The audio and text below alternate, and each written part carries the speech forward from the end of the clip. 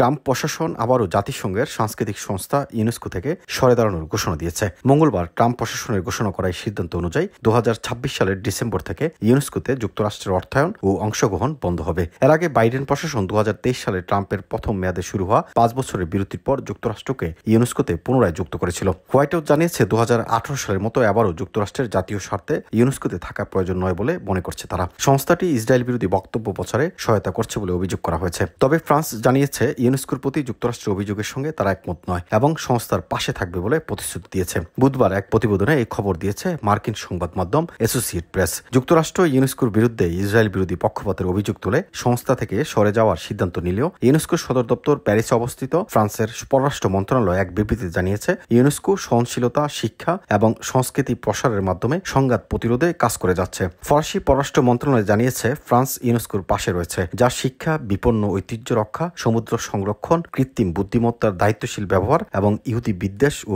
ঘৃণামূলক বক্তব্যের বিরুদ্ধে লড়াইয়ে আন্তর্জাতিক পর্যায়ে গুরুত্বপূর্ণ ভূমিকা রাখছে। এদিকে ইউনেস্কোর মহাপরিচালক অদ্রে আজুলে যুক্তরাষ্ট্রের অভিযোগ নাকচ করে বলেন, সংস্থাটি ইসরায়েল বিরোধী নয়, বরং হলোকাস্ট শিক্ষা এবং ইহুদি বিদ্বেষের বিরুদ্ধে লড়াইয়ে কার্যকর ভূমিকা রাখছে। তিনি জানান, যুক্তরাষ্ট্রের সিদ্ধান্ত দুঃখজনক হলেও সংস্থা এর জন্য প্রস্তুত এবং কম সম্পদে কাজ চালিয়ে যাবে। আজুলে প্রতিশ্রুতি দিয়েছেন ইউনেস্কো সীমিত সম্পদের মধ্যেও তার কর্মকাণ্ড চালিয়ে যাবে এবং এই মুহূর্তে কোনো কর্মী ছাঁটাইয়ের পরিকল্পনা নেই। বিশ্বের সব দেশের জন্য ইউনেস্কো উন্মুক্ত এবং যুক্তরাষ্ট্র সর্বদা আমাদের জন্য স্বাগত। তিনি বলেন, আমরা মার্কিন বেসরকারি খাত, একাডেমিয়া এবং এনজিওগুলোর সঙ্গে কাজ চালিয়ে যাব এবং মার্কিন প্রশাসন ও কংগ্রেসের সঙ্গে রাজনৈতিক সংলাপও চালিয়ে যাব।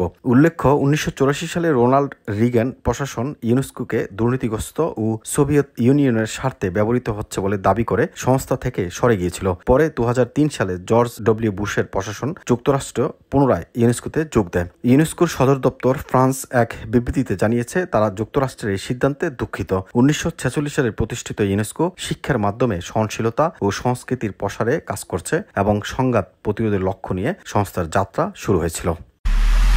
এমআইবি সংবাদ ও সংবাদ সংশ্লিষ্ট অনুষ্ঠান দেখতে ভিজিট করুন www.mibtelevision.tv ও facebook.com/mibtelevision.tv এবং সাবস্ক্রাইব করুন youtube.com/mibtelevision এ।